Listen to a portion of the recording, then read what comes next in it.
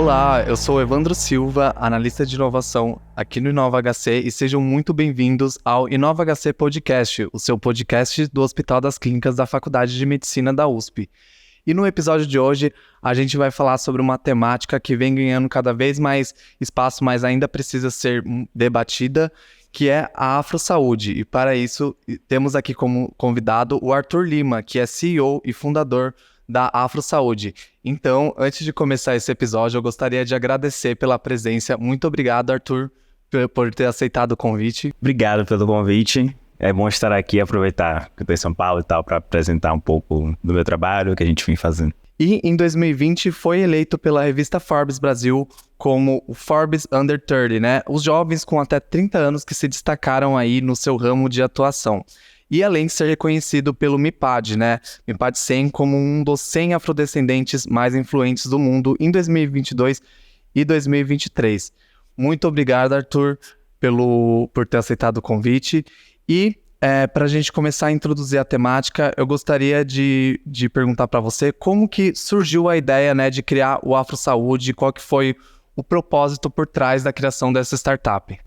Bom, obrigado pelo convite mais uma vez. A Afrosaúde, eu digo que ela nasceu por conta, infelizmente, de um caso de discriminação racial. Eu sou cirurgião dentista, né? Então, certa vez eu estava na aula do mestrado e uma amiga que é especialista em endodontia, que é a área de tratamento de canal, ela me pediu a indicação de um outro profissional, outro dentista negro especialista, e eu fiquei incomodado com aquela pergunta. Por que você precisa de um dentista que seja negro, especialista? E ela explicou que a paciente que ela precisava encaminhar tinha sofrido discriminação na cadeira odontológica enquanto estava sendo atendida e a paciente só queria ser atendida por alguém que se parecesse com ela. Então, o ambiente da odontologia, ele consegue ser bem traumático para algumas pessoas, né? É um espaço vulnerável, onde você está ali com a boca aberta, provavelmente vai tomar anestesia, é desconfortável. Então, quando você sofre algum tipo de violência ou discriminação, é desconfortável, não é interessante, eleva nível de ansiedade, enfim. E aí, a doutora Lana, ela queria essa indicação. E eu lembro que no grupo da minha turma eu não achei. Uma turma de 60, lá em Salvador. 4 alunos eram alunos negros. E eu lembro que eu não achei esse especialista. E fui para casa com esse incômodo. E fui conversar com o Igor, que é o meu sócio atualmente. Falei, olha, aconteceu isso. E se a gente criasse uma plataforma onde as pessoas pudessem encontrar dentistas, principalmente a população negra, tem algumas pesquisas que ressaltam a importância de ter esse atendimento mais direcionado. E aí o Igor, que é jornalista e ele trabalha na área de comunicação, empreendedorismo, já trabalhou no setor corporativo, ele viu como uma oportunidade de negócio. Na minha cabeça, só queria resolver o problema. E ele viu que a gente poderia ganhar dinheiro, ter clientes, enfim, e colocar a tecnologia como um meio desse processo. E aí ele se lembrou de uma situação que ele passou também, que foi relacionada à pele, onde ele não encontrou um dermatologista em pele negra para resolver o problema dele. Ele passou por diversos esquemas de tratamento que foram frustrantes, que pioraram a condição, que não resolveram, tratamentos caros, enfim, e não resolveu. E aí a gente pensou que não só para ter dentistas poderíamos criar essa plataforma onde a gente pudesse reunir profissionais negros especializados em questões relacionadas à raça e saúde, reunir uma plataforma e reduzir esse gap, essa dificuldade de que as pessoas estavam tendo em encontrar esses profissionais, e também para reduzir muitas questões relacionadas a racismo e discriminação no ato do atendimento. E aí a gente foi pesquisar. Eu lembro que, bom, no básico de startup, o público talvez aqui que esteja ouvindo e vendo o podcast querer entender um pouco como é que se cria uma startup do zero, né? Mas o básico, a premissa básica é o problema, e nesse caso a gente identificou que era a discriminação na saúde, mas também a dificuldade em encontrar esses profissionais. E aí a gente partiu para a segunda parte, que é o fundamento básico de se criar um negócio em uma startup, né? Que é validar para ver se esse problema faz sentido. Se não era uma questão que somente Arthur tinha identificado, ou o Igor tinha identificado. Então a gente partiu para pesquisar e conseguimos identificar que na medicina, na psicologia, na odontologia, na nutrição também, existem e existiam situações ali que aumentam essas disparidades raciais.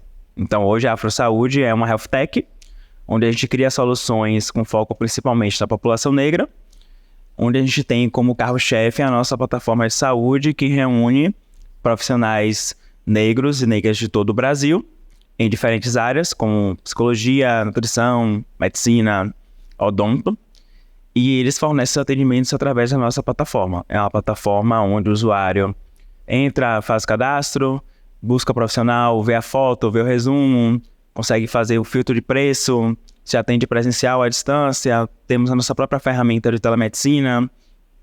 É uma plataforma como uma outra plataforma de saúde, mas tendo um recorte de diversidade racial. E aí atendemos pacientes também que não são negros, que acabam se sentindo confortáveis e acessam o nosso serviço. Mas o protagonismo é de fato do profissional e a gente fornece atendimento para todo mundo. Muito legal, parabéns pela iniciativa. E você mostrou que, de fato, dá para a gente criar um empreendimento que gera impacto social, que vai realmente transformar, né, um pouco a sociedade, impactar essa parcela da população e, ao mesmo tempo, também vai gerar renda, né, vai ser um empreendimento que tem uma sustentabilidade financeira, né? Afinal de contas, apesar de ser um projeto que tem esse viés social, ele também não deixa de ser uma empresa, não deixa de ser um negócio, e um negócio super inovador, né? Você tocou num ponto extremamente interessante, porque as pessoas têm um conceito um pouco deturpado do que é impacto social, principalmente de empresa de impacto social. Precisa ser sustentável, precisa faturar. Nós temos um time de 10 pessoas. A AfroSaúde paga o meu salário, o salário de Igor, dos desenvolvedores, das pessoas de marketing. Ao mesmo tempo que a gente consegue reduzir essas desigualdades na saúde ao conectar um paciente a um profissional que entende, por exemplo, sobre saúde mental da população negra, questões de gênero, raça, sexualidade. Então temos profissionais que são LGBTs, que conseguem ter essa que a gente chama de interseccionalidade, né? Inserir ali questões de gênero, de raça, pessoas com deficiência, tudo no processo do cuidado.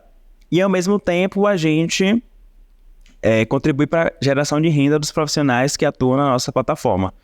Nós fizemos uma pesquisa com uma indústria farmacêutica, com a nossa base interna, sobre carreira e mercado de trabalho dos profissionais negros. E aí os 80% dos respondentes disseram que a cor da pele influencia na oportunidade de trabalho que consegue e na remuneração também. Às vezes, os profissionais negros e não negros estão ocupando o mesmo espaço e uma pessoa negra recebe menos. Tem uma pesquisa do IPEA que traz isso. Então, tem esse viés da geração de renda, de redução de desigualdade e de aproximar um público que, por muito tempo, foi distante de tecnologia. A telemedicina é uma ferramenta simples, né? Pode ser simples para muita gente, mas para outras pessoas de outros contextos, de classes sociais menos favorecidas, que têm, sei lá, dificuldade de acesso à internet, que mora no bairro periférico, pode ser algo muito distante. Então, a gente tenta aproximar a partir do momento que a gente cria uma plataforma que tem todo esse posicionamento de geração de renda, de impacto social e de redução de desigualdades. Sim, e mostra a importância, né, de se racializar essa questão dos serviços de saúde, né, para atender a essas especificidades da população negra, né? Afinal de contas, não podemos esquecer que mais de 50% da população brasileira é negra e ela precisa se sentir representada, né, e à vontade quando procura um atendimento de saúde. Eu acho que você tá olhando muito mais anotações, porque você tá falando umas coisas assim que são coisas que geralmente eu falo, você me stalkeou, eu acho. Esse racializar o cuidado mesmo é algo que eu falo sempre, porque a gente não pode ofertar o mesmo tratamento para todas as pessoas, porque não somos iguais. Então, quando a gente racializa o cuidado, porque a população negra tem questões, não porque são pessoas negras, mas assim, todo o contexto social que influencia. Tem, às vezes, questões de pele que são específicas, claro, mas o mesmo protocolo não funciona para todo mundo. E o Brasil sofre muito com isso, principalmente nos livros de medicina, livro de anatomia. Meus livros de anatomia e odontologia nunca mostrava como as coisas eram em pele negra, os livros de patologia bucal, por exemplo, o livro de doenças. tem uma condição mesmo, que é a melanose racial, que é simplesmente a presença de melanina na gengiva, que é um aspecto de normalidade, né? Quem tem gengivas mais escuras, geralmente pessoas negras têm, pessoas de origem asiática às vezes também podem apresentar, pessoas brancas também às vezes apresentam, mas é bem presente nas pessoas negras. E aí essa característica que é de normalidade, ela tá no livro de patologia bucal, que é um livro de doenças. Então meio que destoa, sabe? Então é importante quando você fala sobre essa questão de racializar, porque a gente precisa mostrar isso para os profissionais que estão no mercado. Com certeza. E Arthur, pensando aí nos projetos, nas soluções que a sua Health Tech desenvolve, né? Como que são desenvolvidos esses projetos pela AfroSaúde voltados para a saúde da população negra? A gente tem o nosso trabalho direto com clientes, que a gente chama B2C, né? Pessoa física, os pacientes que vão, fazem pagamento da plataforma, utilizam os nossos serviços. E a gente, desde o ano passado, começou a trabalhar com empresas, principalmente com a saúde mental, que sempre foi uma oferta muito grande da plataforma. E aí a gente percebeu que as empresas, principalmente as empresas que têm compromisso com diversidade, ESG, etc., começaram a perceber que precisavam ter soluções específicas para os seus grupos de diversidade, principalmente os grupos de afinidade racial, né? Que a discussão partiu muito dos grupos de diversidade racial no ambiente corporativo e depois foram inseridos outros grupos LGBTs, mulheres, etc. Então, a gente criou um programa de saúde mental justamente para trabalhar essas questões dentro do ambiente de trabalho, reduzir, prevenir contra transtornos mentais, ansiedade, burnout, principalmente o burnout, que agora é doença ocupacional, é responsável por afastamento de, 26% da classe trabalhadora brasileira. Eu tenho conversado muito com empresas, com pessoas no corporativo e que as pessoas negras estão adoecendo nos ambientes de trabalho. Então, a gente chega com a proposta de criar um programa que trabalha com terapia em grupo, terapia individual, educação em saúde, premissas básicas ali da saúde, para evitar que as pessoas adoeçam, para evitar afastamentos, trazer também esse retorno financeiro para a empresa, porque quando um funcionário afastado é um funcionário que custa caro, porque precisa pagar, né?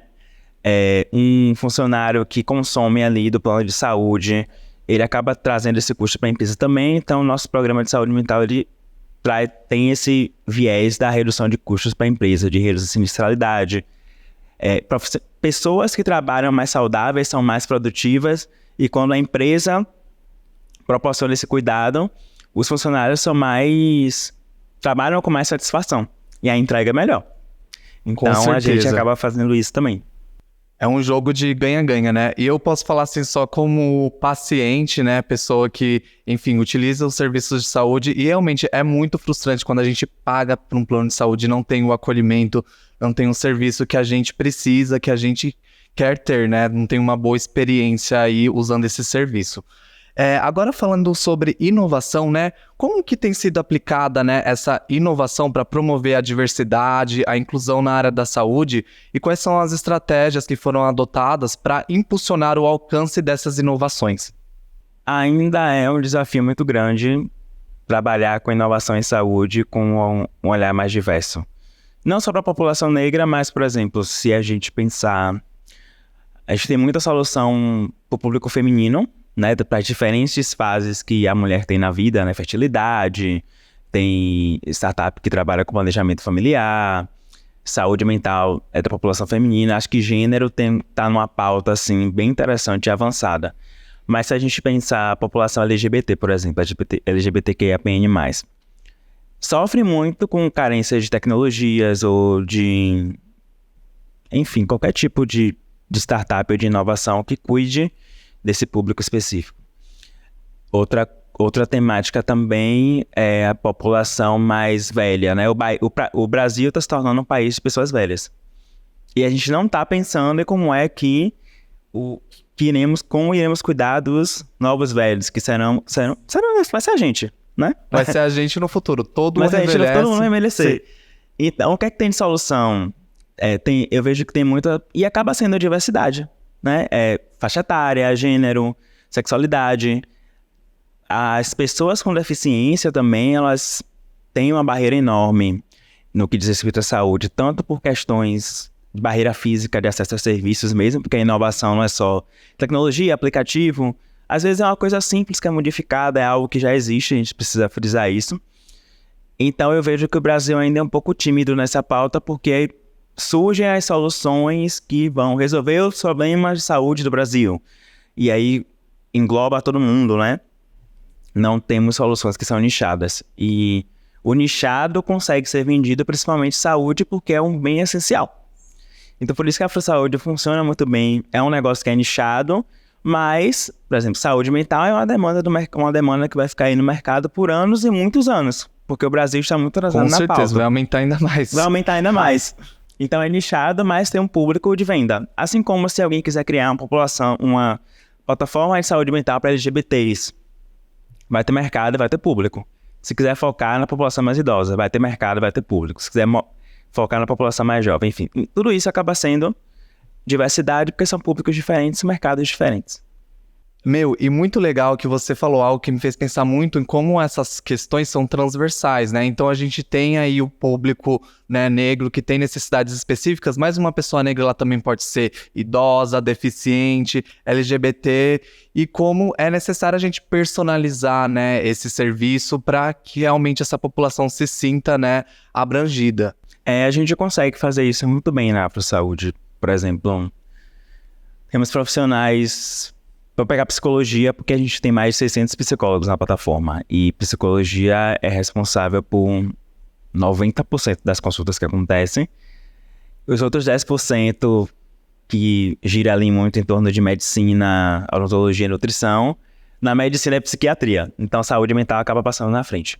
Então, nós temos profissionais que são negros LGBTs, não binários, negros não binários, negros e PCDs, que conseguem de fato, fazer esse atendimento transversal que é tão importante. E acho que isso falta muito também na formação dos profissionais do mercado, né? Eu formei em 2015 e não tive tanto acesso assim a conteúdos que pudesse ter esse olhar transversal. A gente forma na odontologia muito dente, gengiva, implante, osso, extração, etc. Mas essa parte mais minuciosa a gente não tem tanto acesso. E aí hoje, como eu estou voltando pessoalmente para faculdades, enfim, para ensinar, etc., eu percebo que a grade não mudou muito.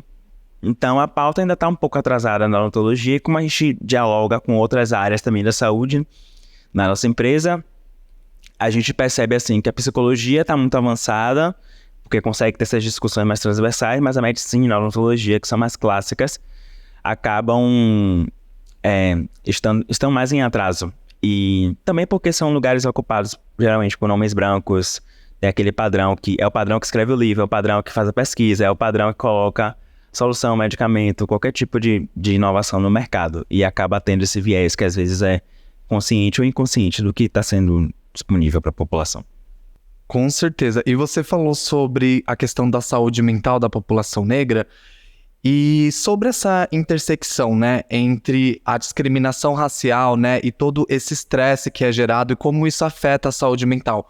Como esse cenário, né, na sua opinião, culmina em um possível burnout dessa população? Todo mundo está suscetível a burnout, né? Mas a questão das pessoas negras é que tem o racismo que acaba atravessando nos diferentes lugares que a gente ocupa e não é muito diferente no ambiente de trabalho. Então, por exemplo, eu tenho pessoas próximas que estão afastadas porque sofreram racismo e isso causou algum impacto na sua saúde mental, etc. Então, assim, às vezes a pessoa sofre de qualquer tipo de discriminação ou preconceito, seja racismo, homofobia, tal. E muitas pessoas não denunciam, a empresa não tem um canal, a empresa não está preparada ainda para receber essas pessoas mesmo.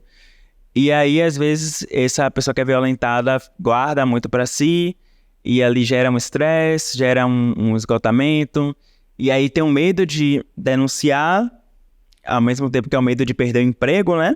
E muito pelo contrário, muitos se afogam no trabalho para tentar mostrar uma produtividade, para não correr o risco de ser mandado embora por outros motivos, e aí acaba adoecendo, ó, e o burnout acaba surgindo, né? O burnout é esse excesso de trabalho, estresse crônico, só que chega um ponto que a pessoa não consegue dormir, ou dorme demais, ou não consegue dormir. Dá aquela perda total. A perda total, a irritabilidade e tal, a ponto de precisar ser afastada. Então, no caso das pessoas negras, acaba tendo o racismo atravessando aí, às vezes como fator causal de todo esse estresse crônico que pode levar ao burnout. Então, quando a empresa tem uma situação dessa, ou quando a empresa tem compromisso de contratar pessoas negras, precisa pensar também no espaço que essas pessoas estão entrando, se as outras pessoas estão preparadas para receber o diferente, entre aspas, que deveria ser normal, né? O diverso. E você falou sobre os benefícios, né, que pensar, né, sobre a saúde mental dessa população traz, mas também traz benefícios para as empresas, né, não só para os funcionários. Então, quais que são os benefícios, né, que as empresas têm em investir na saúde mental e na diversidade racial dos seus colaboradores? São duas coisas aqui, né?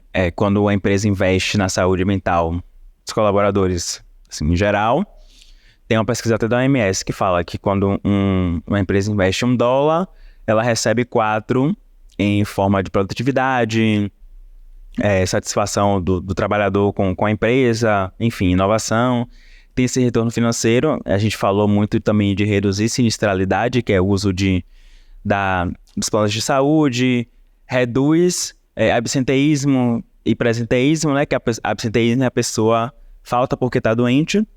Então, a pessoa que está doente, quando falta, a demanda acaba caindo sobre quem está trabalhando, né? De fato.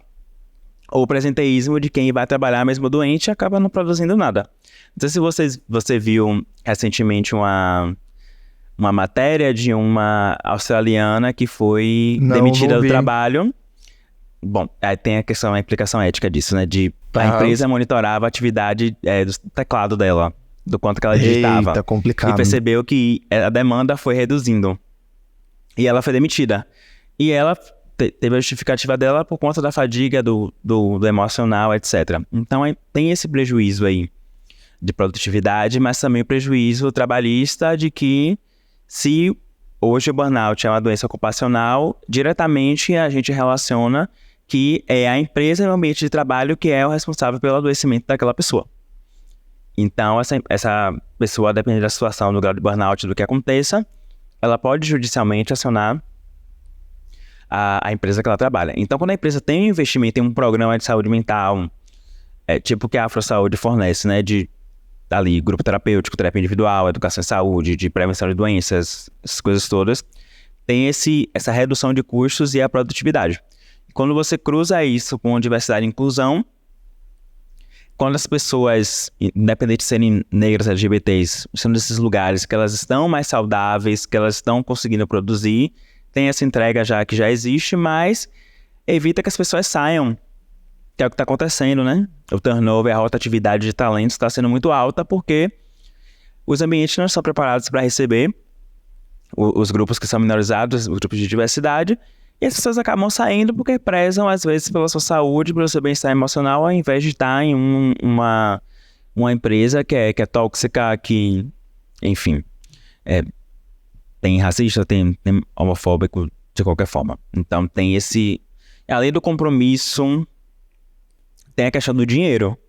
Então, nenhum empresário quer perder dinheiro. Dinheiro sempre é uma questão, né? Dinheiro sempre é uma questão. Então, ninguém quer perder. Contratar custa caro, demitir custa caro, rescisão, plano de saúde. Então, tudo isso acaba colocado em jogo se a empresa investisse mais nessas questões de saúde mental e na qualificação também de quem está ali, as lideranças e tal.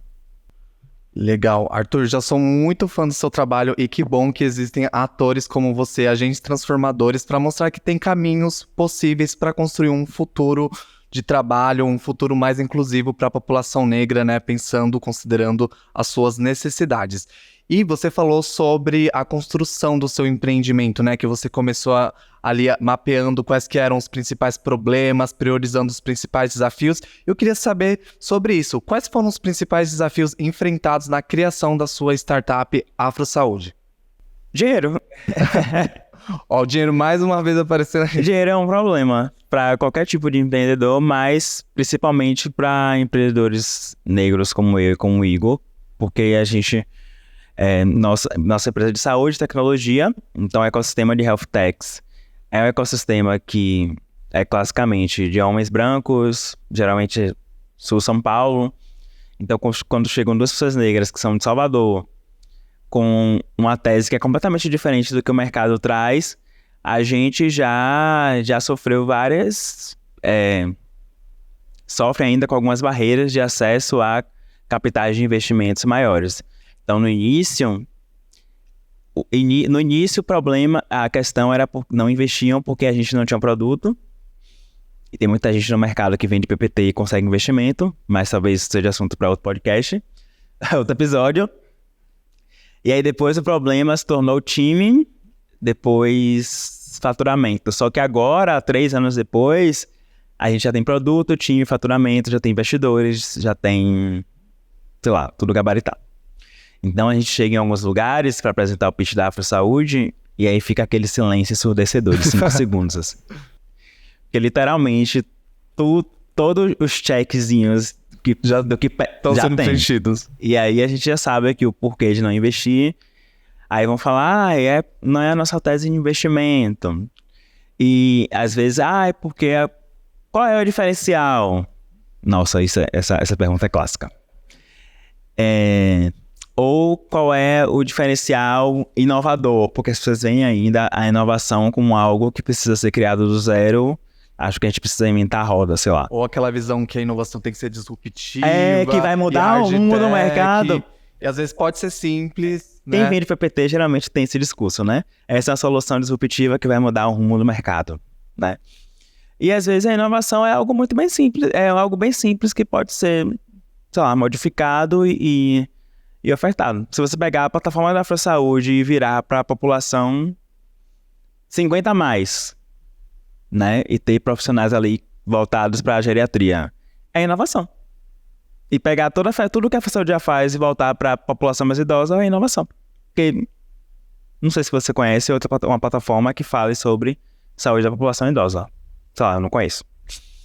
Então, a gente tem essas barreiras de acesso a esses lugares, mas ao mesmo tempo que a gente criou e vem criando uma rede de relacionamento muito forte para ter um investimento maior, acessar esse investimento maior para fazer a empresa crescer. Hoje, muito do que a gente consegue é de faturamento próprio, porque consegue fazer rodar, e dos investimentos que a gente recebemos pequenos investimentos de anjos, e a gente está conseguindo crescer, e aí agora a gente está em busca de investimento maior para poder, de fato, ter um crescimento mais acelerado no mercado. Mas dinheiro ainda é problema. Muito legal, Arthur. E a jornada com certeza não foi fácil, mas quando se tem propósito, quando se tem planejamento, né, e amor pelo que você faz, com certeza os resultados eles vêm e causam um impacto muito positivo na sociedade. E agora falando com os nossos ouvintes, né, queria que você dissesse quais ações, né, que podem ser tomadas para sensibilizar e qualificar, né, os profissionais de saúde, e não só o profissional de saúde, eu acho que, enfim, outros setores também para qualificar os profissionais e lidar também com as especificidades e necessidades de diferentes grupos raciais. Hoje, a gente, na Afro Saúde, está furando um pouco a bolha do que a gente vinha fazendo, dialogando já com faculdades e universidades para trabalhar com a formação tanto de professores, né, para a gente começar essa sensibilização de que precisamos ter olhares mais diversos quando a gente está formando alunos, independente da área que seja, e para que temas que sejam voltados para gênero, raça, diversidade sejam discutidos sobre o viés do cuidado. Então isso é importante, porque a gente precisa trabalhar com a formação de quem ainda está na faculdade e que vai entrar no mercado. Tem isso. E a gente também tem a meta de começar a trabalhar com a formação de profissionais não negros também, porque a gente sabe que são profissionais que estão em diferentes lugares aí do sistema de saúde, seja no público ou no privado, que também precisam se qualificar para atender os públicos diversos. Então a gente entende que não faz sentido conversar somente com a nossa bolha. Então, aos poucos, a gente está começando a expandir esse diálogo como a gente vem fazendo. Então, tem... E eu gosto quando o mercado começa a entender, e veio entendendo muito forte. Então, tem uma empresa de saúde que é gigante, que recentemente publicou que tem todo um protocolo e guia de saúde da população negra. Né? Que legal. Na saúde privada, então já é um avanço muito forte. Então, a saúde precisa começar a quebrar essas barreiras em relação a isso e parar de ver que o atendimento é igual para todo mundo, que não é. E se for assim, a gente vai continuar aumentando desigualdades.